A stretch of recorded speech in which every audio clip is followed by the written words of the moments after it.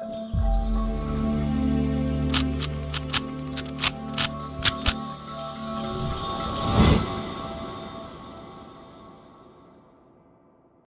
Guys, welcome to Vibha classes. फिर से आज आप लोगों का स्वागत है class 12th accountancy one short video. Chapter की वन शॉर्ट वीडियो तो आपने बहुत देखी होगी, लेकिन हम पूरी टर्म वन में थर्ड बुक जो है वो एक साथ आप रिवाइज कर सकें उसकी शॉर्ट वीडियो लेकर आ रहे हैं। और हमारा पर्पस यही है, कम टाइम में काम ज्यादा, यानी पूरी कोशिश रहेगी 1 घंटे के अंदर आप थर्ड बुक पूरी रिवाइज कर लें। आप देखेंगे तो 45 मिनट में फर्स्ट बुक, 45 मिनट में सेकंड बुक और 45 मिनट में थर्ड बुक, यानी 3 घंटे में आपकी तीनों बुक पूरे तरीके से रिवाइज हो जाएंगी। अगर आप मोटे मोटे कंसेप्ट्स की बात करेंगे, हमने अपनी तरफ से ज्यादातर कोशिश करी है कि ज्यादा से ज्यादा कंसेप्ट जो है वो आपको समझाए जा सके। तो चलिए बिना देरी करे स्टार्ट करते हैं chapter 1, financial statement of a company, जो कि चैप्टर 1 है। इसमें कुछ चीजें हैं जो हमें ध्यान रखनी है, तो उनके बारे में मैं आपको फटाफट से बताती जाऊंगी। सबसे पहले तो अगर आप बात करें, कंपनी अकाउंट की फाइनेंशियल स्टेटमेंट है, याद रखिएगा इस चीज को, कंपनी अकाउंट की फाइनेंशियल स्टेटमेंट है ये। और कौन कौन सी फाइनेंशियल स्टेटमेंट होती हैं इनको भी याद रखना है। जब बच्चों से पूछा जाता है तो उन्हें 2 ही याद रहती है, बैलेंस शीट और प्रॉफिट एंड लॉस अकाउंट, जिसे इनकम स्टेटमेंट भी कहते हैं। But we have 4 financial statement जो हम पूरी बुक में पढ़ेंगे। तो कई बच्चे ऐसा भी कहते हैं, मैम अभी तो कैश फ्लो स्टेटमेंट नहीं पढ़ा। अरे भाई, आपको इंट्रोडक्शन तो थ्योरी की जो चैप्टर है उसी में दे दी जाएगी, है ना। तो फाइनेंशियल स्टेटमेंट्स जो कि आप कंपनी की फाइनेंशियल स्टेटमेंट कर रहे हो, उसमें 4 मेन अकाउंट होंगे आपके पास, 4 मेन चीजें होंगी।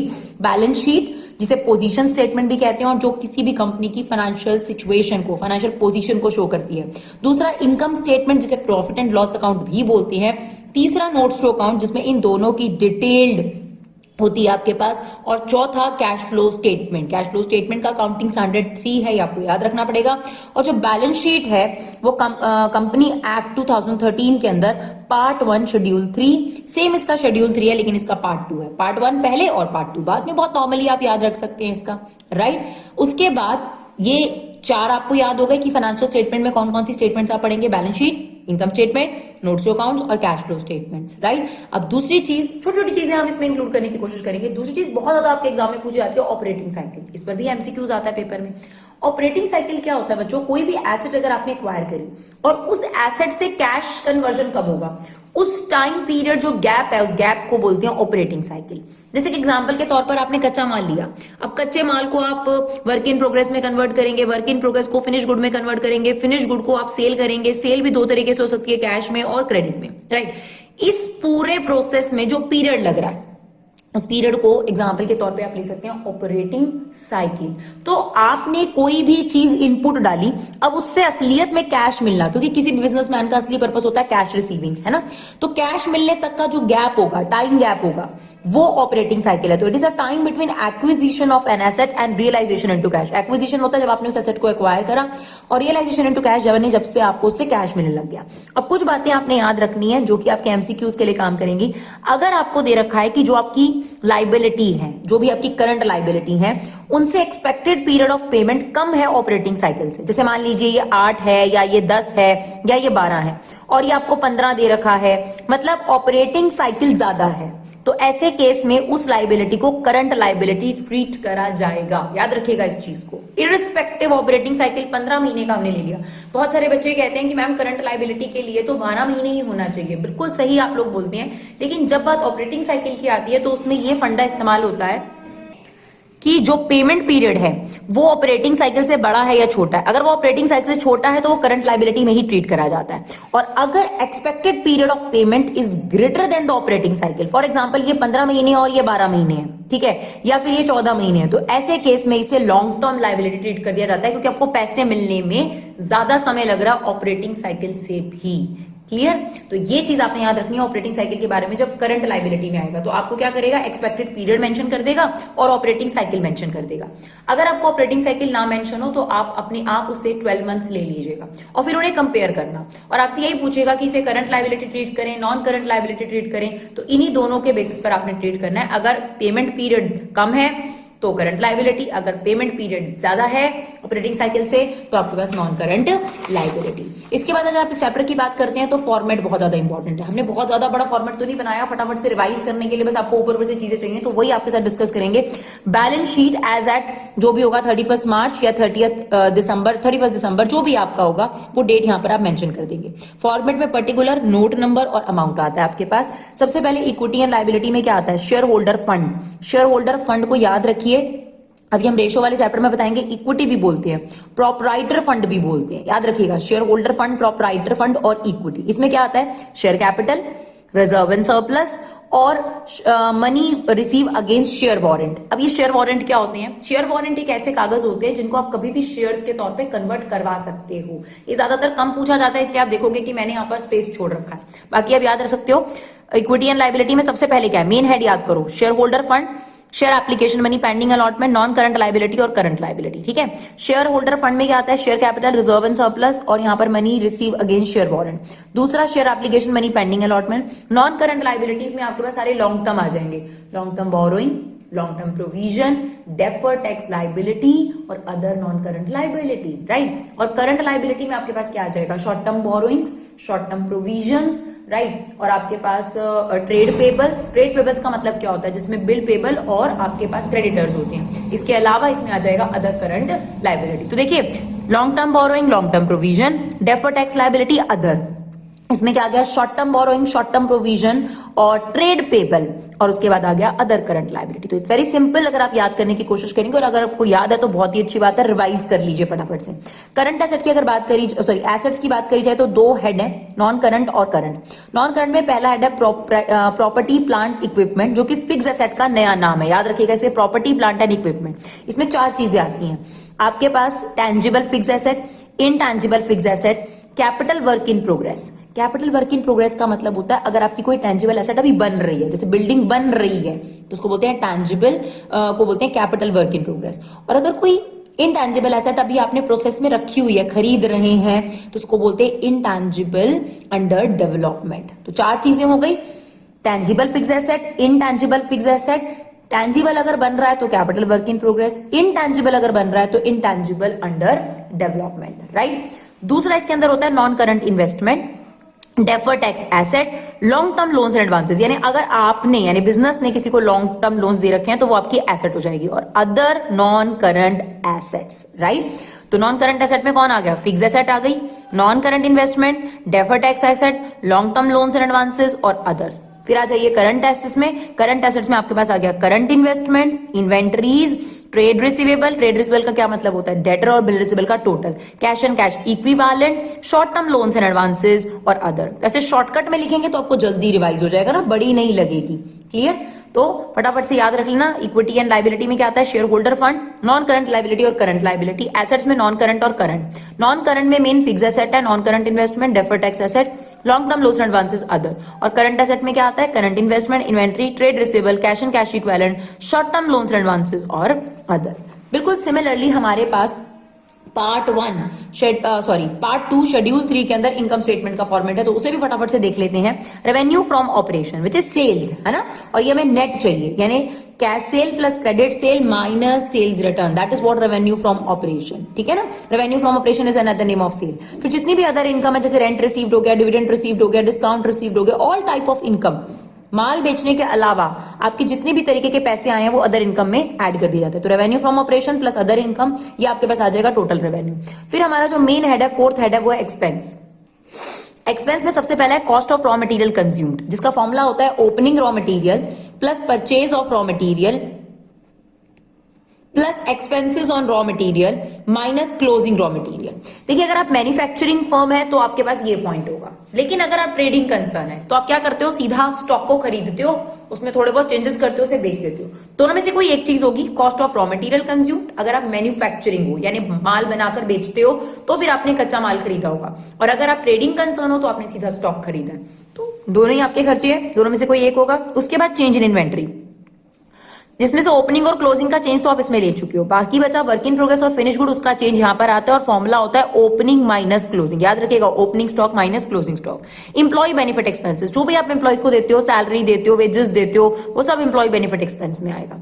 फाइनेंस कॉस्ट, जितने भी टाइप की आप इंटरेस्ट पे करते हो लोन पर, है ना, वो सारे फाइनेंस कॉस्ट है आपको, बिकॉज लोन लेने को फाइनेंस बोलते हैं और उस पर जो इंटरेस्ट आप चुकाते हो उसे फाइनेंस कॉस्ट। जैसे डिबेंचर पर अगर इंटरेस्ट चुका रहे हो, बैंक लोन पे अगर आप इंटरेस्ट चुका रहे हो, वो सब फाइनेंस कॉस्ट है, राइट। उसके बाद आता है डेप्रिसिएशन एंड अमोर्टाइजेशन। डेप्रिसिएशन आपके पास लैंड, बिल्डिंग, फर्नीचर पर लगेगा और अमोर्टाइजेशन आपके पास गुडविल, प्रीमिलरी एक्सपेंसेस, यानी इनटैंजिबल एसेट जब डिक्रीज होती है तो उन्हें अमोर्टाइजेशन बोलते हैं और टैंजिबल एसेट जब डिक्रीज होती है तो उन्हें डेप्रिसिएशन बोलते हैं।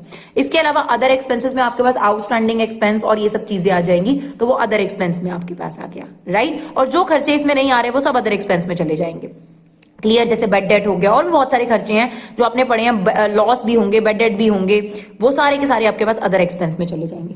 फिर आप एक्सपेंस का टोटल करेंगे, तो अगर आप इस टोटल रेवेन्यू में से टोटल एक्सपेंस को माइनस करेंगे, आपके पास आ जाएगा प्रॉफिट बिफोर टैक्स। फिर हम उसमें से टैक्स माइनस करेंगे, प्रोविजन फॉर टैक्स या फिर टैक्स पेड, आपके पास आ जाएगा profit and loss account of final company, यानी प्रॉफिट आफ्टर टैक्स। तो ये थे दोनों के फॉर्मेट, ठीक है ना। तो ये भी आपको फटाफट से रिवाइज करने हैं, बिकॉज इसका बहुत बड़ा यूज है, कहाँ पे क्या चीज आती है, पूछी जाती है। कुछ चीजें मैंने लिस्ट करी हैं, सिंपल वाली लिस्ट नहीं करी है, जो मुझे लगता है कि थोड़ा बहुत कंफ्यूज करती हैं, वो मैंने कुछ ली हैं। ज्यादा तो मैं नहीं ले पाई, लेकिन मैंने कोशिश करी है कि कुछ 12-13 आइटम्स में लूं जो सबसे ज्यादा कंफ्यूजिंग रहती है बच्चों के लिए। जैसे एग्जांपल के तौर पर interest on call in arrears, ठीक है ना। कॉल इन एरियर समझते हैं आप, जब भी कोई शेयर होल्डर डिफॉल्ट डालता है तो उसे कॉल इन एरियर कहा जाता है। और अगर वो बाद में आकर कंपनी को अप्रोच करता है कि सर ये वजह रही और मैं नहीं चुका पाया, तो कंपनी कहती है ठीक है, हम आपके पैसे तो ले लेंगे बट आपको इंटरेस्ट भी पे करना पड़ेगा। तो ये कहाँ आता है interest on call in arrear? It's your current asset. क्यों? क्योंकि बिजनेस ने रिसीव करना है और करंट एसेट में भी इसे कहां पर हम पोस्ट करते हैं? अदर करंट एसेट में। सिमिलरली कॉल इन एडवांस होता है, यानी जब कोई भी बिजनेस या कंपनी जो है वो शेयर होल्डर से एडवांस पैसा लेती है तो उनको भी इंटरेस्ट देना है, तो वो क्या हो जाएगा? Current liability. भाई अगर देना बाकी है तो करंट लायबिलिटी और रिसीव करना बाकी है तो करंट एसेट, क्योंकि ये जल्दी ही निपट जाएगा विद इन 1 ईयर और ये सेम अदर करंट लायबिलिटी में आएगा। तो अब मैंने ये साथ में लिया तो शायद आपको याद रहेगा, ठीक है। इसके अलावा प्रीमियम ऑन रिडम्पशन पे भी बहुत ज्यादा कंफ्यूजन होती है, बिकॉज आपने ये पढ़ नहीं रखा। रिडम्पशन का मतलब होता है रीपेमेंट। जैसे डिबेंचर्स होते हैं, प्रेफरेंस होते हैं, उनकी एक टाइम बाद पेमेंट करी जाती है, लेकिन जब उनको इशू करा जाता है बच्चों, तभी कंपनी प्रॉमिस कर देती है, वादा कर देती है कि आपके 100 रुपए के बदले में हम आपको 110 रुपए वापस करेंगे। अब जो ये 10 रुपए आपने चुकाने हैं, ये आपने जो है वो 5 साल या 10 साल बाद जब आप लोन चुकाएंगे तभी आपने साथ में चुकाना है। तो ये प्रीमियम भी आपकी लॉन्ग टर्म लाइबिलिटी हो गई ना, तो ये आ जाता है नॉन करंट लाइबिलिटी में। बट जो 10 रुपए आप चुका रहे हो ये बोरोइंग्स नहीं थी आपकी, ये आप एक्स्ट्रा ही चुका रहे हो, इसलिए ये लॉन्ग टर्म बोरोइंग्स में नहीं आता, ये आता है अदर नॉन करंट लाइबिलिटी में। इसके अलावा कॉल इन एरियर कहां जाता है? ये शेयर होल्डर फंड में, जो कि शेयर कैपिटल के अंदर आता है। Shareholder fund main head है। शेयर होल्डर फंड में जो शेयर कैपिटल है, जब आप नोट्स शो अकाउंट्स में जाएंगे तो वहां subscribed and not fully paid up में इसे दिखाया जाता है। और कैसे शो करा जाता है वो हमने आपको शेयर कैपिटल वाले चैप्टर में बताया है। आप देखेंगे कि उस पर्सन ने कितना लेना था, जैसे 500 रुपए इंटू 10 आपने उससे रिसीव करने थे, राइट। उसमें से उसने 500 इंटू 2 नहीं दिए, 1000 रुपए, तो ये आपके पास 50,000 में से 1000 माइनस करके आपको शो करा जाएगा। तो कॉल इन एरियर किस हेड में आता है? Shareholder fund, share capital के अंदर subscribed and not fully paid up category में आता है। अगर आपके पास नेट लॉस हो या प्रॉफिट एंड लॉस का डेबिट बैलेंस हो, तो ये शेयर होल्डर फंड में रिजर्व एंड सरप्लस में नेगेटिव है, यानी रिजर्व एंड सरप्लस में से सब्ट्रैक्ट हो जाएगा। एक होते हैं सिंपल डिबेंचर, तो वो तो आपकी नॉन करंट लाइबिलिटी होते हैं, मतलब लॉन्ग टर्म बोरोइंग्स होती हैं।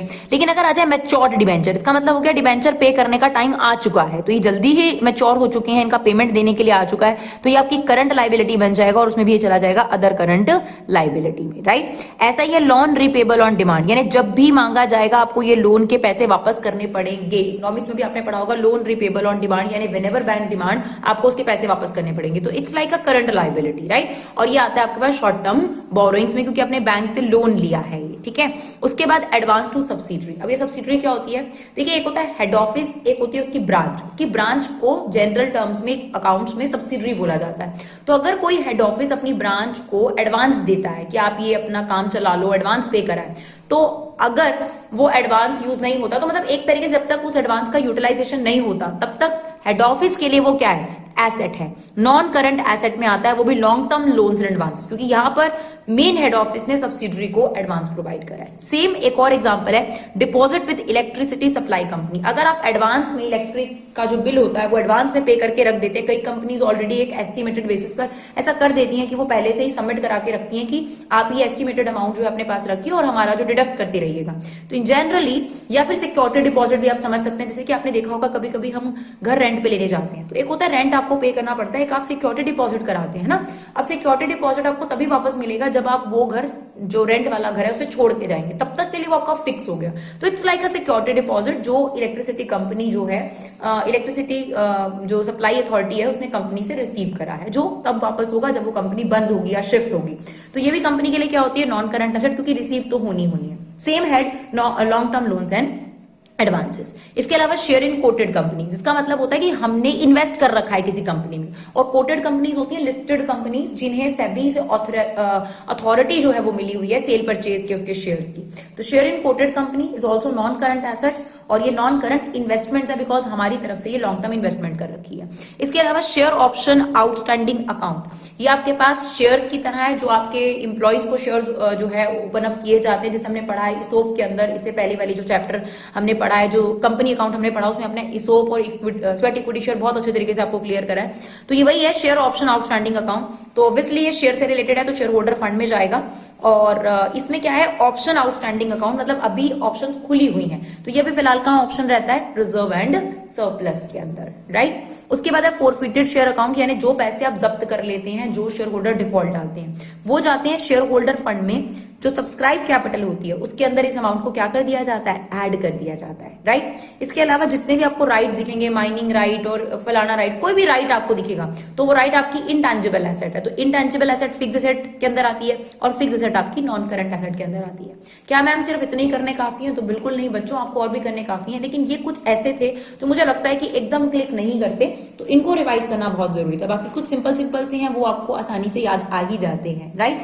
तो चलिए चैप्टर 1 हमारा यहाँ पे फिनिश हुआ, चैप्टर 2 स्टार्ट करते हैं जो कि पूरा थियोरेटिकल चैप्टर है। और अगर आप चैप्टर 2 की बात करेंगे तो आपको यहाँ पर पूरा चैप्टर 2 दिखेगा, आप टेंशन मत लीजिए, समझने की कोशिश करिए बस। तो चलिए सबसे पहला हमारा चैप्टर की मीनिंग को समझने की कोशिश करते हैं, फाइनेंशियल स्टेटमेंट एनालिसिस। इसे हम पूरे आगे जगह पर F से A लिखेंगे, ठीक है। तो फाइनेंशियल स्टेटमेंट एनालिसिस क्या है? ऐसा एनालिसिस जो जनरली क्रेडिटर, इन्वेस्टर्स और अदर यूजर्स, जिनको बिजनेस की क्रेडिटवर्थिनेस चेक करनी है, जिन्हें बिजनेस की फाइनेंशियल साउंडनेस चेक करनी है, जो देखना चाहते हैं कि बिजनेस क्या अर्न कर रहा है, वो सभी इंटरेस्टेड पार्टीज, वो सभी यूजर्स जब एनालिसिस करते हैं तो उसको बोलते हैं financial statement analysis. Obviously management भी करती है। तो जितने भी यूजर्स हैं, आपने पढ़ रखा है 11th क्लास में कौन कौन यूजर्स होते हैं, अभी भी आपको बताएंगे हम लोग। क्रेडिटर्स होते हैं, एम्प्लॉइज होते हैं, इन्वेस्टर्स होते हैं, गवर्नमेंट होती है, टैक्स अथॉरिटीज होती हैं, आपके पास मैनेजमेंट होती है, ऑनर होते हैं, ये सभी लोग कंपनी में इंटरेस्टेड हैं अलग अलग वजह से, ठीक है।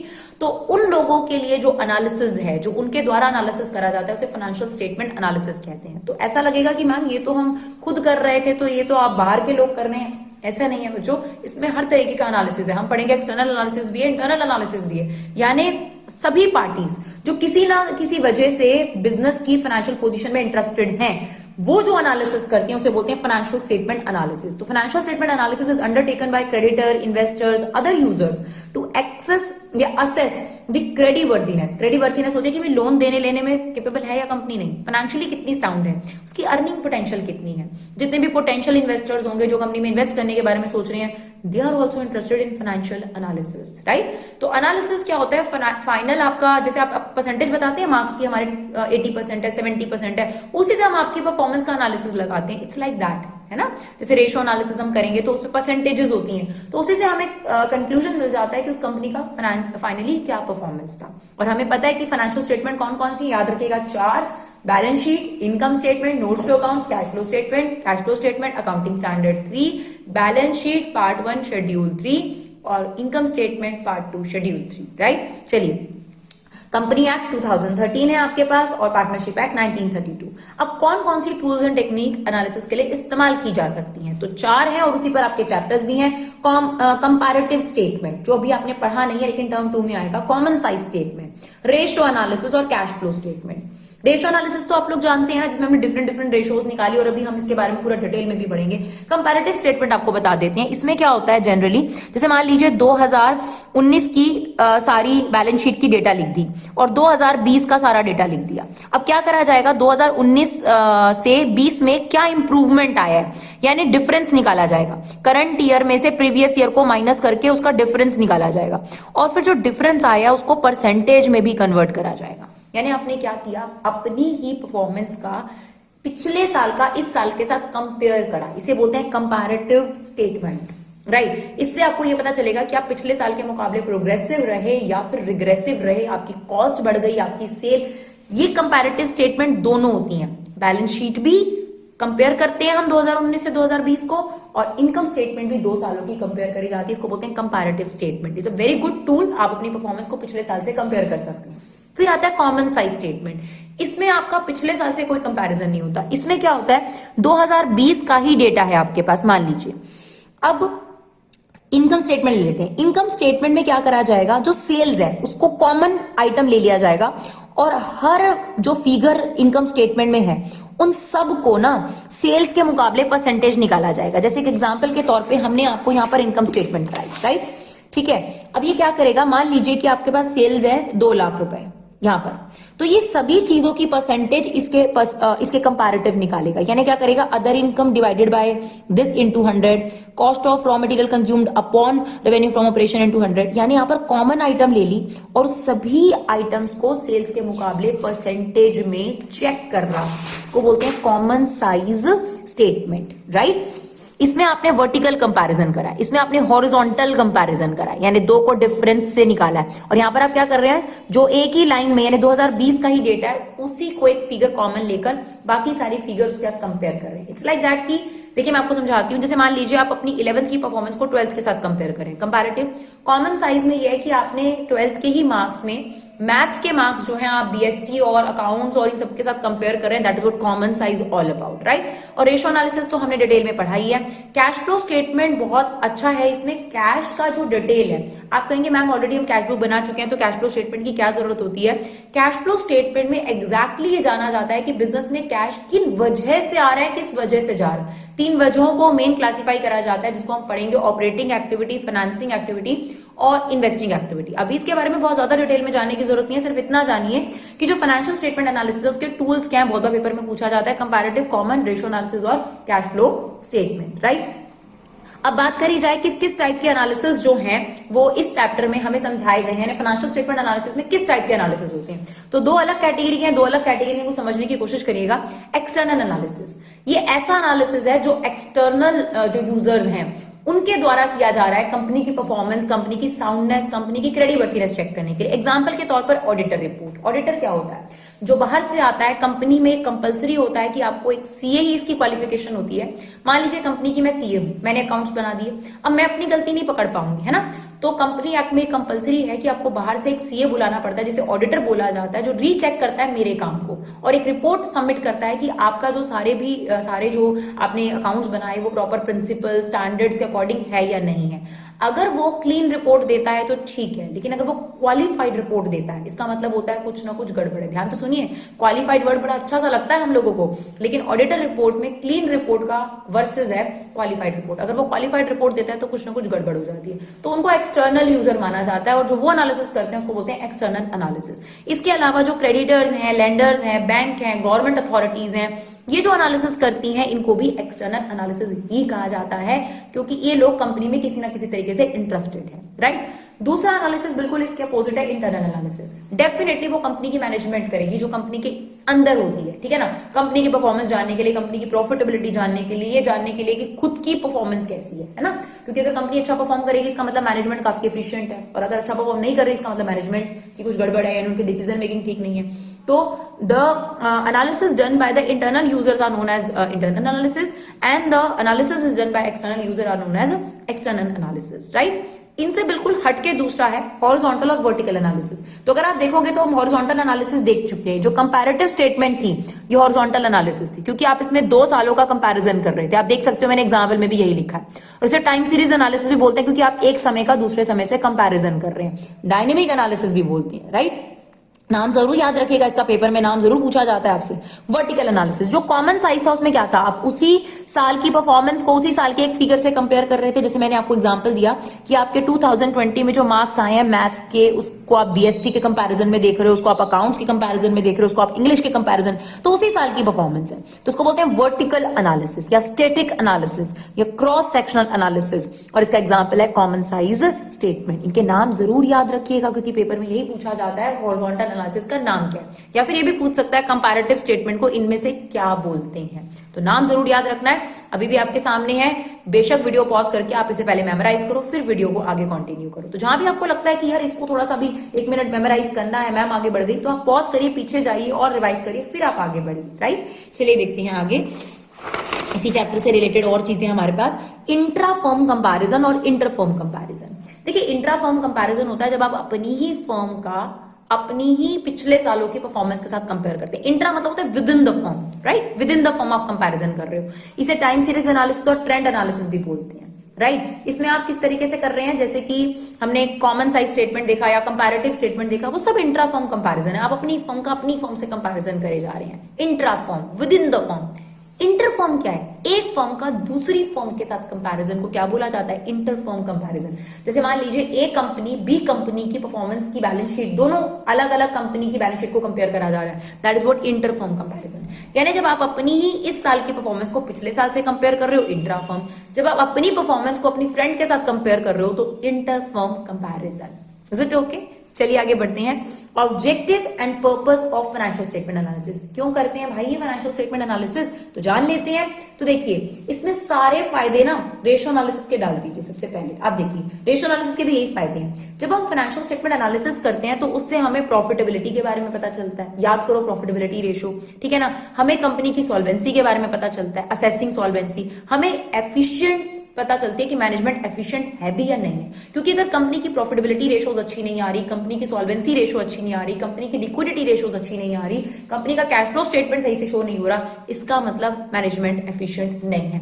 तो इन एनालिसिस से क्या फायदा होगा, इस पूरे बुक का नाम ही फाइनेंशियल स्टेटमेंट एनालिसिस है बच्चों, राइट। तो इस एनालिसिस से जो बुक हम पढ़ रहे हैं, इससे क्या बेनिफिट होगा, हमें मैनेजमेंट की एफिशिएंसी के बारे में पता लगेगा, ठीक है। इसके अलावा हमें कंपैरिजन करने में मदद मिलेगी, और जो भी हमें इस एनालिसिस से डिटेल मिलेगी, हमें उससे पता चलेगा कि हमें फ्यूचर में क्या करना चाहिए, क्या नहीं करना चाहिए। क्योंकि जब हमें पता चलेगा कि हमारी परफॉर्मेंस पिछले साल के मुकाबले कम है, तो हम कंपेयर करेंगे, और कंपेयर करके वो रीजंस ढूंढेंगे, वो डेविएशंस ढूंढेंगे जो हमारी परफॉर्मेंस को कम करने के पीछे रहे या बढ़ाने के पीछे रहे, और उसे अगली प्लानिंग में, अगले बजट में जरूर इंडल्ज करेंगे। तो आप ये जरूर कह सकते हैं कि जो ये एनालिसिस होता है, ये फोरकास्ट करने में, आगे के बजट बनाने में बहुत यूजफुल होता है, राइट। इसके अलावा अगर हम बात करें फाइनेंशियल स्टेटमेंट एनालिसिस के यूजेस क्या हैं, तो अलग अलग टाइप के एनालिसिस इससे करे जाते हैं। जैसे सिक्योरिटी एनालिसिस। सिक्योरिटी एनालिसिस में क्या होता है कि जो इन्वेस्टर्स होते हैं वो इसके थ्रू ये जान लेते हैं कि कंपनी में जो हम पैसा लगा रखा है वो सेफ है या नहीं है।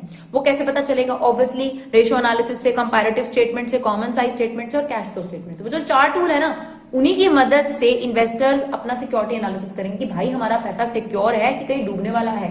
तो security analysis done bye investors, right. Credit analysis. Credit analysis में कंपनी एनालाइज करती है कि अपने जो कस्टमर्स हैं, जो न्यू कस्टमर्स हैं, उनको कितने टाइम का क्रेडिट कंपनी दे सकती है अपनी परफॉर्मेंस देखकर। अगर कंपनी की ऑलरेडी करंट एसेट में पैसा बहुत ज्यादा ब्लॉक है, तो कंपनी क्रेडिट एनालिसिस से ये दिखा पा रही है कि कंपनी की जो कस्टमर को लेकर जो ऑफरिंग क्रेडिट है वो अच्छी स्कीम नहीं चल रही है, यानी आपका पैसा बहुत ब्लॉक रह रहा है। लेकिन अगर आपके कस्टमर आपको टाइमली पे कर रहे हैं तो आप कस्टमर्स को अच्छा क्रेडिट और दे सकते हो। That is what credit analysis. दूसरा है डेट एनालिसिस, तीसरा सॉरी। इसमें कंपनी ये देखती है कि कंपनी ऑलरेडी कितना बोरो कर चुकी है और कितनी बोरोइंग कैपेसिटी है। तो इसको एनालाइज करने के लिए भी वही 4 टूल काम आएंगे। कौन? Common size, comparative, ratio analysis और कैश फ्लो स्टेटमेंट, राइट।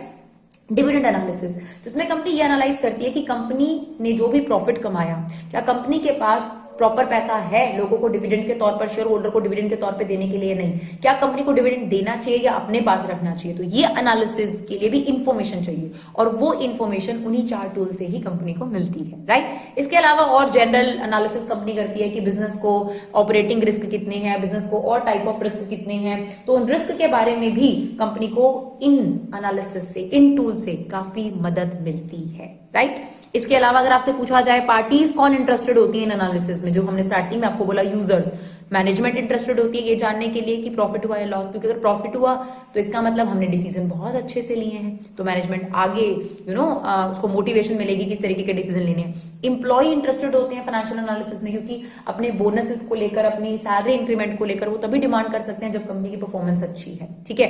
और अगर कंपनी की परफॉर्मेंस अच्छी नहीं है तो उनकी भी सिक्योरिटी, उनकी जॉब सिक्योरिटी पर भी कहीं ना कहीं खतरा है, तो वो लोग भी इंटरेस्टेड रहते हैं कंपनी के एनालिसिस में। शेयर होल्डर तो डेफिनेटली इंटरेस्टेड रहेंगे because they are the owner of the company, उन्होंने अपना पैसा इन्वेस्ट करा है, ठीक है। क्रेडिटर्स जो लोन देते हैं, लेंडर्स, इन सबका इंटरेस्ट यही रहता है कि क्या कंपनी हमारे पैसे को वापस कर भी पाएगी या नहीं कर पाएगी, उनकी क्रेडिटवर्दीनेस चेक करना। इसके अलावा टैक्स अथॉरिटीज जिनको टैक्स चाहिए, तो कंपनी के ऊपर एक नजर रखना बहुत जरूरी होता है ताकि कोई भी कंपनी टैक्स की चोरी ना करे, झूठ ना बोले, झूठे अकाउंट्स ना दिखाए, तो वो बहुत जरूरी होता है। तो टैक्स अथॉरिटी भी इन एनालिसिस में बहुत ज्यादा इंटरेस्टेड रहती है, तो इन्हें पार्टीज बोल सकते हैं या यूजर्स बोल सकते हैं। तो देखिए फटाफट से हमने 2 पेजेस के अंदर आपको इस चैप्टर के अंदर नट शेल में आप लोगों को बता दिया, बहुत सारी चीजें आपको पता भी होंगी, और अगर आपको लगता है इनमें से कोई भी चीज आपको डिटेल में पढ़नी है तो जरूर बुक खोलिए और जरूर पढ़िए, राइट। लिमिटेशन की अगर बात करें फाइनेंशियल स्टेटमेंट एनालिसिस, जो अकाउंट्स की लिमिटेशन है वही फाइनेंशियल स्टेटमेंट एनालिसिस की लिमिटेशन है। एक तो सारा डेटा जो होता है वो हिस्टोरिकल होता है, ज्यादातर जो एसेट्स हैं वो पुराने ही फिगर पर शो करी जाती हैं, ये बात आपको पता है। हिस्टोरिकल कॉस्ट कंसेप्ट हमारे अकाउंटेंसी में फॉलो किया जाता है, क्योंकि हम बार बार मार्केट प्राइस पे चीजों को नहीं दिखा सकते, है ना। तो दूसरा इसी से रिलेटेड है इग्नोर प्राइस लेवल, जो मार्केट प्राइस में बदलाव आ रहा है आप उस पर एसेट्स को नहीं शो करते, दैट्स नॉट पॉसिबल, क्योंकि रोज रोज प्राइस चेंज होते हैं, रोज रोज आप बैलेंस शीट बदलते रहेंगे तो फिर बहुत ज्यादा क्यूबर सम बहुत ज्यादा डिफिकल्ट हो जाएगा अकाउंटेंट के लिए किसी भी चीज का कंक्लूजन निकालना। इसके अलावा बायस्ड होने के बहुत ज्यादा चांसेस होते हैं अगर आप फाइनेंशियल स्टेटमेंट एनालिसिस की बात करते हैं, क्योंकि पर्सन टू पर्सन बहुत वेरी करती है अकाउंटिंग, जो स्ट्रैटेजीज होती हैं, स्कीम्स होती हैं, बहुत वेरी करती हैं, पॉलिसी बहुत वेरी करती है। बेशक अकाउंटिंग स्टैंडर्ड्स बने हुए हैं, प्रिंसिपल्स बने हुए हैं, बट फिर भी थोड़ी बहुत फ्लेक्सिबिलिटी होती है, लाइक मेथड्स को लेकर। अब आप बात करिए डेप्रिसिएशन की, तो मैं एसएलएम फॉलो करना पसंद कर सकती हूँ, आप डब्ल्यूडीवी, दोनों से फर्क पड़ जाएगा, है ना। तो बायस्ड होने के चांसेस हो जाते हैं। विंडो ड्रेसिंग, जब कंपनी को जरूरी लगता है तो कंपनी अपनी परफॉर्मेंस को बहुत ज्यादा अपग्रेड करके दिखा देती है ना, और जब कंपनी को थोड़ा सा बचना होता है टैक्स अथॉरिटी से तो थोड़ा अपनी परफॉर्मेंस को डाउन करके दिखा देती है, इसको बोलते हैं विंडो ड्रेसिंग। यानी आप छुपा कर दिखावा कर सकते हो, थोड़ा बहुत अकाउंट्स में ये पॉसिबिलिटीज होती हैं। और एक और लिमिटेशन है कि क्वालिटेटिव एलिमेंट्स को, जो फाइनेंशियल स्टेटमेंट एनालिसिस है, क्या अकाउंट्स भी इग्नोर करता है ना, कि किसी की ऑनेस्टी, किसी की हार्ड वर्क, इनको काउंट नहीं करा जाता, और इसका इंपैक्ट जरूर पड़ता है आपकी बिजनेस की परफॉर्मेंस पर, बट इन्हें बिजनेस स्टार्टिंग से हमने पढ़ा 11th क्लास में इग्नोर करके चलता है, तो क्वालिटेटिव एलिमेंट्स को इग्नोर करता है, ये एक बहुत बड़ी लिमिटेशन है। तो यहाँ पर आपका चैप्टर 2 जो है वो खत्म हो जाता है, और अब हमारे पास है चैप्टर 4, यानी आधे घंटे में हमारे 2 चैप्टर खत्म हो गए। अब बात करते हैं रेशियो एनालिसिस की, इसमें फटाफट से इसके फॉर्मुलेज देखेंगे, तो जल्दी से फॉर्मुले देखने की कोशिश करेंगे, और आइडियल रेशियोज भी देखेंगे, और क्या क्या उसके अंदर आता है वो भी देखने की कोशिश करेंगे। तो सबसे पहली हमारी 4 कैटेगरीज हैं, याद रखिए, liquidity ratio, right, solvency ratio, ठीक है, उसके बाद आपके पास activity ratio, and last is profitability ratio. So 4 head है। सबसे पहले लिक्विडिटी रेशियो में 2 है, current ratio and quick ratio. Current ratio का फॉर्मुला है current asset upon current liability, और क्विक रेशियो का फॉर्मुला है quick asset upon current liability. देखिए, जिन लोगों को बैलेंस शीट अच्छे तरीके से याद है उनके लिए रेशियो वाला चैप्टर बिल्कुल डिफिकल्ट नहीं होने वाला। क्यों? अब मुझे करंट एसेट चाहिए, तो जो बैलेंस शीट की करंट एसेट है वही चाहिए सारी की सारी, जिसमें करंट इन्वेस्टमेंट था, जिसमें कैश एंड कैश इक्विवेलेंट था, जिसमें ट्रेड रिसीवेबल था, short term loans and advances था, वही सब चीजें चाहिए मुझे, और करंट लायबिलिटी में भी पूरा वही हेड चाहिए। तो जिनको बैलेंस शीट आती है उनके लिए बिल्कुल भी डिफिकल्ट नहीं है, राइट। इसकी आइडियल रेशियो याद रखिएगा 2:1, और इसकी आइडियल रेशियो है 1:1। अब करंट एसेट की बात करी जाए तो करंट एसेट में करंट इन्वेस्टमेंट आती है। इन्वेंट्रीज में लूज टूल और स्पेयर पार्ट को बिल्कुल नहीं लेना आप लोगों ने इस रेशियो को कैलकुलेट करने के लिए। ट्रेड रिसीवेबल आएगा, कैश एंड कैश इक्विवेलेंट आएगा, short term loans and advances आएगा, अदर में प्रीपेड और एडवांस टैक्स वगैरह आ जाते हैं। जो भी एडवांसेस हैं, करंट आपके एडवांसेस हैं, उनको आप अदर्स में डाल सकते हैं, राइट। और करंट लायबिलिटी की अगर बात करें तो short term borrowing, short term provision, trade payable, other current liability में आपका unclaim dividend, outstanding expenses, call advance जैसी चीजें आ जाती हैं, राइट। तो करंट एसेट के अंदर ये वाले मटेरियल को याद करना जरूरी है। इसको अब देखिए, अलग अलग याद करने से बेटर मैं तो यही सजेस्ट करूंगी आप बैलेंस शीट को अच्छे तरीके से लर्न कर लीजिए, तो आपके लिए रेशियो बिल्कुल भी डिफिकल्ट नहीं होगी। उसके बाद बात करें क्विक रेशियो की, तो क्विक रेशियो भी बोलते हैं इसको, एसिड टेस्ट रेशियो भी बोलते हैं, और लिक्विड रेशियो भी बोलते हैं इसको। इसको निकालने का फॉर्मूला है current asset minus stock minus prepaid expenses. Current liability तो यही वाली सेम है, बस क्विक एसेट के लिए क्या करना है, करंट एसेट में से स्टॉक और प्रीपेड एक्सपेंसेस को माइनस कर दीजिए, दैट्स इट, और कुछ भी करने की जरूरत नहीं। तो दो ही रेशो है, current ratio current asset upon current liability, quick ratio quick asset upon current liability. Quick asset कैसे निकालते हैं, current asset minus stock minus prepaid expenses, और करंट एसेट और करंट लायबिलिटी। प्लीज इसके लिए बैलेंस शीट का format जरूर याद करिए, हम बार बार आपको यही बोलेंगे, राइट।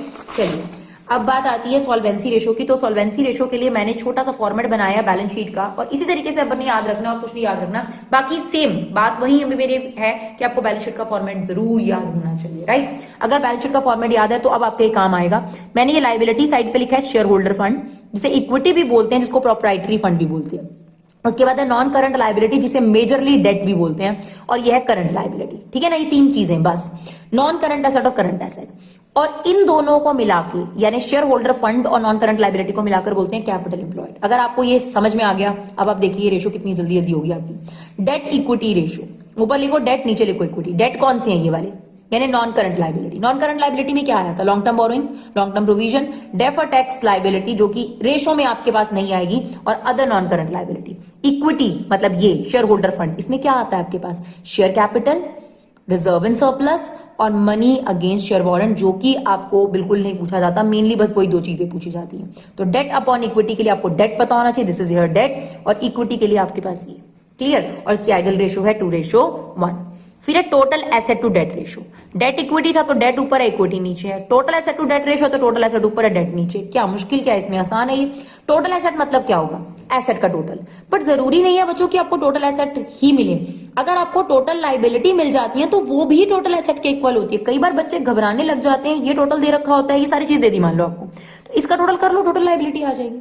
जो टोटल लायबिलिटी है वही तो टोटल एसेट है, क्लियर। तो इन छोटी छोटी बातों को ध्यान रखो कि जो टोटल लायबिलिटी का टोटल है वही एसेट का भी टोटल होगा। तो total asset upon debt, debt मतलब यही, क्लियर। फिर आती है प्रोप्राइटरी रेशो। तो प्रोप्राइटरी रेशो में प्रोप्राइटरी फंड ऊपर आएगा, टोटल एसेट नीचे आएगी, ठीक है। अब प्रोप्राइटरी फंड ये रहा, share capital, reserve and surplus का टोटल, ठीक है ना, और नीचे आ गई टोटल एसेट। टोटल एसेट ये आ जाए, ये आ जाए, एक ही बात है।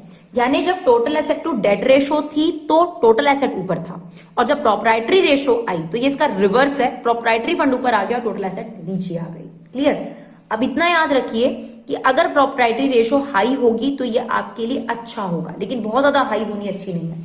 अब ये कैसे पता चलता है मैम हाई अच्छा होगा या फिर, तो मैं इसके लिए छोटा सा सिंपल सा आपको चीज बताऊंगी कि आप न्यूमरेटर को चेक करो। न्यूमरेटर अगर अच्छी चीज है तो ज्यादा होना अच्छा होगा। जैसे प्रोप्राइटरी फंड का मतलब होता है कितना पैसा ऑनर ने इन्वेस्ट करा है, तो जितना ज्यादा होगा अच्छा होगा। लेकिन अगर सारा ही पैसा ऑनर इन्वेस्ट कर रहा है तो ये भी एक अच्छा फिजिबल कंपनी नहीं मानी जाती, राइट। कंपनी की अगर आप बात करोगे तो उसमें डेट इक्विटी का एक अच्छा मिक्सचर जरूर होना चाहिए, राइट। उसके बाद इंटरेस्ट कवरेज रेशो, ये रेशो आपको ये बताती है कि आपके पास कितना प्रॉफिट है अपने इंटरेस्ट को कवर करने के लिए। ये क्या बताती है कि आपने जो कैपिटल एम्प्लॉयड लगाया है मार्केट में, जो पैसा उधार लेके लगाया है, उसमें डेट का कितना हिस्सा है और इक्विटी का, ये बाहर से कितना उधार लिया है और इंटरनल उधार कितना है, that is external liability and that is internal liability, right. Total asset to debt ratio आपको ये बताती है कि जो टोटल एसेट आपने खरीदी है उस एसेट में से बाहर वालों के पैसों से कितनी एसेट खरीदी है, ठीक है। अब प्रोप्राइटरी फंड रेशो क्या बताती है कि जो टोटल एसेट है उसमें प्रोप्राइटरी फंड का कितना प्रपोर्शन है, क्लियर। अब देखो ये रेशो जितनी ज्यादा होगी उतना अच्छा है क्योंकि टोटल एसेट ऊपर है, ठीक है। हाँ, डेट इक्विटी रेशो का एक फिक्सेशन है 2:1, इससे ज्यादा ये खतरनाक हो जाएगी, क्योंकि अगर आपके पास डेट ज्यादा हो जाए एक प्रॉपर मिक्स से तो वो आपके लिए लीवरेज क्रिएट करता है। लीवरेज मतलब रिस्क क्रिएट करता है, राइट। इंटरेस्ट कवरेज रेशो में हम ये चेक करते हैं कि हमारे पास इनफ प्रॉफिट है इंटरेस्ट को पे करने के लिए, तो इसलिए ऊपर लिखा गया है net profit before interest and tax, या इसको profit before interest and tax भी कह सकते हैं, ठीक है ना, अपॉन में interest on long term loans. तो ये रेशो भी जितनी ज्यादा होगी उतनी अच्छी है, क्योंकि ऊपर क्या दे रखा है प्रॉफिट, प्रॉफिट जितना ज्यादा उतना अच्छा होगा ना। अगर ये रेशो 5 है तो इसका मतलब ये है कि आपके पास 1 रुपए इंटरेस्ट चुकाने के लिए 5 रुपए प्रॉफिट पड़ा हुआ, इट्स गुड। अगर ये रेशो 6 हो जाए तो और अच्छी बात है, इसका मतलब है 1 रुपए इंटरेस्ट चुकाने के लिए आपके पास 6 रुपए है। अगर ये रेशो कभी भी आपके पास 2/3 आ रही है या 3/2 आ रही है तो प्लीज इसे डेसिमल में जरूर कन्वर्ट करिए, और फिर आप इसे रीड करेंगे तो ज्यादा आसान हो जाएगा। तो 3/2 को हमने कन्वर्ट कर लिया 1.5। अब इसका मतलब ये है कि 1 रुपए इंटरेस्ट देने के लिए आपके पास प्रॉफिट कितना है 1.5, राइट। तो ये भी गुड है, लेकिन बहुत कम बचेगा इंटरेस्ट देने के बाद, लेकिन ये जितनी हाई हो उतना अच्छा होगा। तीसरे टाइप की रेशो इसे बोलते हैं एक्टिविटी रेशो और टर्नओवर रेशोस, ठीक है। इसमें आपके पास सबसे पहला है इन्वेंट्री टर्नओवर रेशो, जिसे स्टॉक टर्नओवर रेशो भी कहा जाता है, राइट। इससे आपको ये पता चलता है कि आपका जो सामान है वो कितनी जल्दी सेल्स में कन्वर्ट होता है। तो ये रेशो भी हाई होगी, उसका मतलब होगा ज्यादा सेल, तो ये रेशो हाई अच्छी होती है, ठीक है। इन्वेंट्री टर्नओवर रेशो का फॉर्मूला है cost of revenue from operation, यानी जो आप सेल कर रहे हो उसका कॉस्ट क्या है, अपॉन में average inventory. Cost of revenue from operation को कॉस्ट ऑफ गुड सोल्ड भी कहा जाता है। Cost of revenue from operation कैसे निकलेगा, रेवेन्यू फ्रॉम ऑपरेशन में से ग्रॉस प्रॉफिट को माइनस कर दीजिए, और अगर ग्रॉस लॉस है तो प्लस कर दीजिए, दोनों में से कोई एक ही चीज होगी। दूसरा फॉर्मूला भी है हमारे पास, COGS आप कह सकते हो इसको, ठीक है। दोनों ही चीजें सेम है, cost of revenue from operation और COGS। Opening inventory plus net purchases plus direct expenses minus closing inventory, ठीक है। इससे आपके पास आ जाएगा cost of revenue from operation या COGS। और अगर आपको एवरेज इन्वेंट्री निकालनी है तो opening inventory plus closing inventory divided by 2। Clear. अब एक चीज मैं आपको समझाना चाहूंगी, जब आप क्वेश्चन करते हैं तो इन दोनों बातों में फर्क है। अगर आपके पास लिखा हुआ है closing inventory 5 times the opening inventory, तो इसका मतलब क्या होगा, let the opening inventory is 5, तो क्लोजिंग इन्वेंट्री हो गई आपके पास 5x, समझे। Closing inventory 5 times the opening inventory, तो ओपनिंग को x और क्लोजिंग हो गई 5x। लेकिन अगर ये ऐसे लिखा हुआ है क्लोजिंग इन्वेंट्री 5 टाइम्स मोर, तो आप देखिए कुछ एक्स्ट्रा शब्द लिखा हुआ है आपके पास, और मोर का मतलब होता है plus, then the opening inventory. अब ये मैंने लिया ओपनिंग इन्वेंट्री, आपको पता है क्लोजिंग इन्वेंट्री यहां पर क्या होगी, उसने बोला है ओपनिंग इन्वेंट्री में 5 टाइम्स मोर है, यानी क्लोजिंग इन्वेंट्री यहां पर है x, that is opening inventory, plus 5 times of closing inventory, 5 times of opening inventory, इसका मतलब यहाँ पे क्लोजिंग इन्वेंट्री है 6 टाइम्स। तो ये दोनों में डिफरेंशिएट करना बहुत जरूरी है। ये सिर्फ इन्वेंट्री में नहीं है, कहीं पे भी आ सकता है। Trade receivable, closing trade receivable 5 times opening trade receivable, तो 5 टाइम्स डायरेक्ट कर देना। लेकिन अगर लिखा आता है closing inventory 5 times more than the opening inventory, तो पहले लिखो ओपनिंग प्लस मोर का मतलब क्या होता है प्लस, और फिर करो 5 टाइम्स, राइट। तो ये आपके पास 5 प्लस 5x प्लस x कितना हो गया 6x, राइट। इसी से रिलेटेड आपके पास दूसरी आपके पास रेशो आती है ट्रेड रिसीवेबल टर्नओवर रेशो। ये रेशो आपको ये बताती है कि कितनी बार आपके डेटर जो हैं वो साल भर में पैसा देते हैं, कितनी बार, number of times they give you the amount of credit जो आपने दिया है उनको। तो ये भी जितनी हाई होगी उतना अच्छा होगा। तो इसका फॉर्मूला है credit revenue from operation which means net credit sale upon average trade receivable. तो ये क्रेडिट सेल कैसे निकाली जाती है, नेट क्रेडिट सेल कैसे निकाली जाती है, net credit revenue from operation कैसे निकाला जाता है, सेल्स में से कैश सेल माइनस कर देना और सेल्स रिटर्न माइनस कर देना, आपके पास आ जाएगा net credit revenue from operation. Average trade receivable कैसे निकलेगा, opening trade receivable plus closing trade receivable divided by 2। अब ये ट्रेड रिसीवेबल क्या होता है, डेटर और बिल रिसीवेबल दोनों को मिलाकर, दोनों में से कोई भी एक चीज दियो ओपनिंग आ जाएगा आपके पास, ठीक है ना। तो ट्रेड रिसीवेबल में दो चीजें हैं, debtor plus bill receivable, debtor plus bill receivable, clear, divided by 2। अगर आपको सिर्फ क्लोजिंग दे रखा हो, ओपनिंग दे ही ना रखा हो तो डिवाइड बाय 2 नहीं करते, राइट। ऐसे अगर आपको ओपनिंग दे रखा हो क्लोजिंग ना दे रखा हो तो डिवाइड बाय 2 नहीं करते। अब ध्यान से सुनना, तीसरी बात, अगर आपको डेटर ओपनिंग का दे रखा है, बिल रिसीवेबल क्रेडिट का दे रखा है, तब ओपनिंग भी है हमारे पास, क्लोजिंग भी है, डिवाइड बाय 2 भी जरूर करेंगे, राइट। और एक चीज जो ध्यान रखनी है इस पे, जब आप ट्रेड रिसीवेबल निकालेंगे तो यहां पर प्रोविजन फॉर डाउटफुल डेट को डिडक्ट नहीं करना, इस क्वेश्चन के लिए ध्यान रखिएगा। जनरली हम डेटर में से provision for doubtful debt subtract करते हैं, लेकिन रेशो के लिए, इस रेशो के लिए प्रोविजन फॉर डाउटफुल डेट को सब्ट्रैक्ट नहीं करना आप लोगों ने, क्लियर।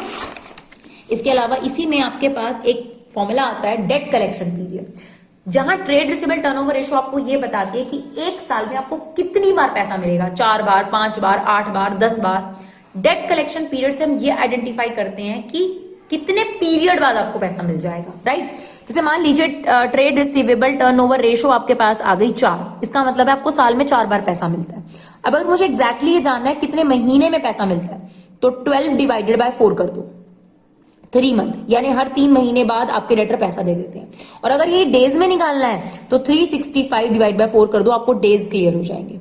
तो अगर आपको डेज में आंसर निकालना है तो 365 upon trade receivable turnover ratio, और अगर आपको मंथ में निकालना है तो 12 divided by trade receivable turnover ratio, right. इससे क्या पता चलेगा कितने मंथ में पैसा मिल जाता है आपको डेटर से, और ट्रेड रिसीवेबल टर्नओवर रेशो तक कितनी बार आपको एक साल में पैसा मिलता है, ठीक है। Same trade payable turnover ratio है। ट्रेड पेबल टर्नओवर रेशो का फॉर्मूला है नेट क्रेडिट परचेज, क्योंकि आप क्रेडिटर से कच्चा माल खरीदते हो और कस्टमर को आप माल बेचते हो, तो उसमें क्रेडिट सेल था, अब क्योंकि पेबल है तो परचेज होगा, तो net credit purchase upon average trade payable. तो नेट क्रेडिट परचेज कैसे निकलेगा बच्चों? नेट क्रेडिट परचेज निकलेगा टोटल परचेजेस में से कैश परचेजेस माइनस कर दो और परचेज रिटर्न माइनस कर दो, ये आ जाएगा आपके पास। और एवरेज ट्रेड पेबल कैसे निकलेगा? Opening trade payable plus closing trade payable divided by 2। Trade payable में क्या आता है मैम? ट्रेड पेबल में आपके पास बिल पेबल और क्रेडिटर दोनों शब्दों को मिलाकर ट्रेड पेबल शब्द बोला जाता है, राइट। इससे क्या पता चलेगा? मान लो ये 5 आ रहा है या 15 आ रहा है, इसका मतलब ये है कि एक साल में आपको कितनी बार पैसा देना पड़ता है, ठीक है, इतनी बार आपको पैसा देना पड़ता है, टाइम्स में आता है ये। अब आपको ये जानना है कि आपको कितने डेज में पैसा देना पड़ जाता है, कितने मंथ में, तो ये फॉर्मूला है payment period 365 upon trade payable turnover ratio या 12 divided by trade payable turnover ratio, right. उसके बाद आता है वर्किंग कैपिटल टर्नओवर रेशियो, जिसका फॉर्मूला है revenue from operation upon working capital. तो रेवेन्यू फ्रॉम ऑपरेशन तो आपको पता ही है, सेल्स में से हम सेल्स रिटर्न माइनस कर देते हैं तो रेवेन्यू फ्रॉम ऑपरेशन आ जाता है। बस वर्किंग कैपिटल का याद कर लो, it's current asset minus current liability. तो अगर ये रेशियो हाई होगी, इसका मतलब ये होता है कि कंपनी अपने वर्किंग कैपिटल को अच्छे से मेंटेन कर लिया, तो इसका भी हाई होना अच्छा ही है। क्लियर? अब हम बढ़ते हैं लास्ट रेशो की तरफ। उसके लिए आपको सिर्फ ये फॉर्मेट याद करना है, उसके बाद आपके लिए रेशो कुछ भी नहीं रहेगी, बहुत आसान हो जाएगी। फॉर्मेट क्या है? Sales minus cost of good sold, जिसे cost of revenue from operation भी बोलते हैं। ये आ जाता है बच्चों आपके पास ग्रॉस प्रॉफिट, यानी अगर हम सेल्स में से सीओजीएस माइनस करते हैं तो ग्रॉस प्रॉफिट आ जाता है। उसमें से ऑफिस एंड एडमिन एक्सपेंसेस अगर माइनस कर दो, सेलिंग एंड डिस्ट्रीब्यूशन एक्सपेंसेस अगर माइनस कर दो, तो आपके पास आ जाता है ऑपरेटिंग प्रॉफिट। अब इसके अलावा जितने भी बचे हुए खर्चे आप माइनस कर दो और जितनी भी इनकम से ऐड कर दो, तो आपके पास आ जाता है profit before interest and tax. उसमें से इंटरेस्ट माइनस कर दो तो profit before tax, tax minus कर दो तो प्रॉफिट आफ्टर टैक्स। अब देखिए ये रेशो कितनी आसानी से निकलेंगी। Gross profit ratio, formula gross profit upon sales into 100। Gross profit कैसे निकालते हैं? ये रहा फॉर्मूला, सेल्स माइनस सीओजीएस से, ठीक है। ऐसा भी हो सकता है कि आपको ऑपरेटिंग प्रॉफिट गिवन हो, तो आप इन दोनों को प्लस करेंगे तो ग्रॉस प्रॉफिट पर आएंगे। तो रादर देन रिमाइंडिंग दी फॉर्मूलाज, है ना, रिमेंबरिंग दी फॉर्मूलाज, आप ये सिर्फ वर्कशीट याद कर लीजिए, इसमें आप चीज को पुट करिए, ऊपर नीचे कहीं पे भी आपको जाना पड़ सकता है, ठीक है ना। अगर ऊपर की तरफ जा रहे हैं तो प्लस, नीचे की तरफ आ रहे हैं तो जैसा आपको मेंशन कर रखा है। तो gross profit upon net sale into 100। Net profit ratio का formula net profit upon net sale into 100। Operating profit ratio का formula operating profit upon operating sale, sorry net sale into 100, ठीक है ना। जैसा प्रॉफिट उसको अपॉन नेट सेल इनटू 100। अब कैसे निकालना है? ग्रॉस प्रॉफिट ये रहा, ऑपरेटिंग प्रॉफिट ये रहा और नेट प्रॉफिट आपके पास ये रहा।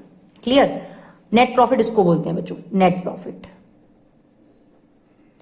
अब एक है ऑपरेटिंग प्रॉफिट रेशो, एक है ऑपरेटिंग रेशो। ध्यान से सुनना, ऑपरेटिंग रेशो मतलब ऑपरेटिंग एक्सपेंस रेशो, ठीक है। यानी हम ये जानना चाहते हैं कि हमारी सेल में ऑपरेटिंग एक्सपेंस कितने हुए, तो operating cost divided by net sale into 100। अब ये ऑपरेटिंग कॉस्ट में क्या आता है, ध्यान से समझना, सीओजीएस और ये दोनों, मतलब जितने भी इससे पहले के खर्चे थे जो आपने माइनस करे हैं, 3 खर्चे, ये तीनों के तीनों ऑपरेटिंग कॉस्ट हैं, यानी cost of good sold, admin expenses और selling and distribution expenses is your operating cost upon net sale into 100 करेंगे तो ऑपरेटिंग रेशियो आ जाएगी। और एक बहुत बड़ा फैक्ट, ऑपरेटिंग रेशो और ऑपरेटिंग प्रॉफिट रेशो, ध्यान से सुनिएगा, ऑपरेटिंग रेशो मतलब एक्सपेंस रेशो और ऑपरेटिंग प्रॉफिट रेशो का जो सम होता है वो कितना होता है 100%।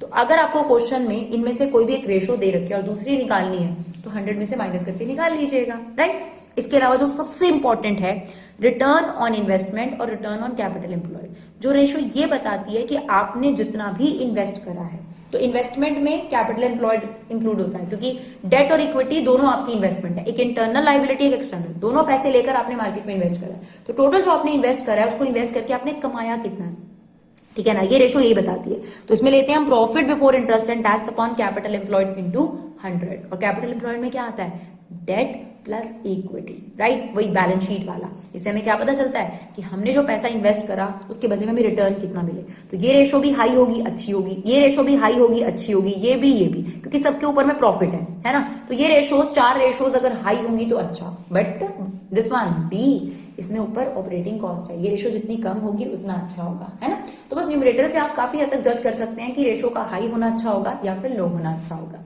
क्लियर? तो आई होपफुली बच्चों आप लोगों को ये वीडियो काफी यूजफुल लगा होगा, आपको इससे काफी नॉलेज मिली होगी। अगर आपको ये वीडियोस यूजफुल लग रहे हैं तो प्लीज हमारे चैनल को सपोर्ट करिए। आप जैसे भी सपोर्ट कर सकते हैं, सब्सक्राइब कर सकते हैं, अगर आप अपना कीमती समय निकालकर एक शेयर कर सकते हैं तो जरूर करिए, क्योंकि हम यही चाहते हैं कि ज्यादा से ज्यादा लोगों तक फ्री एजुकेशन पहुंचे, क्योंकि हमारे चैनल पे किसी भी तरीके से कोई भी चार्जेस नहीं लिए जाते। Thank you so much guys for your love and support, keep supporting your classes.